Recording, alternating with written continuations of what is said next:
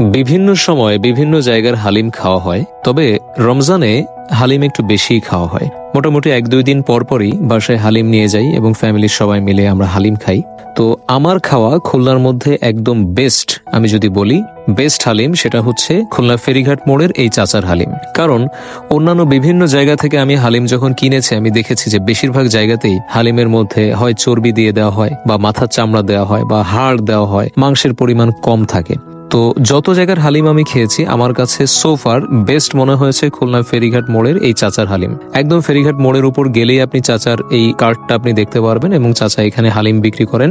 রমজানে এটার চাহিদা একটু বেশি থাকে। মোটামুটি রমজানে ইফতারের আগেই, উনি যেটা বললেন, ইফতারের আগেই ওনার খাবার শেষ হয়ে যায়। খুব সুন্দরভাবে পরিবেশন করেন, এবং ওনার সবচেয়ে প্লাস পয়েন্ট সেটা হচ্ছে উনি একদম সলিড মাংস ইউজ করেন। প্রত্যেক বাটিতে 5 থেকে 6 পিস একদম সলিড মাংস উনি ইউজ করেন, এবং আপনি সর্বনিম্ন 60 টাকা, ঊর্ধ্বে 120 টাকা, তারপরে 240 টাকা, 360 টাকার বাটিও আপনি এখান থেকে পারচেস করতে পারেন। তো চাচার এই হালিম খুলনা শহরের মধ্যে আমার কাছে তো সবচেয়ে বেস্ট মনে হয়েছে। আপনারাও নিঃসন্দেহে চাচার এখান থেকে হালিম কিনে খেয়ে দেখতে পারেন, অবশ্যই ভালো লাগবে।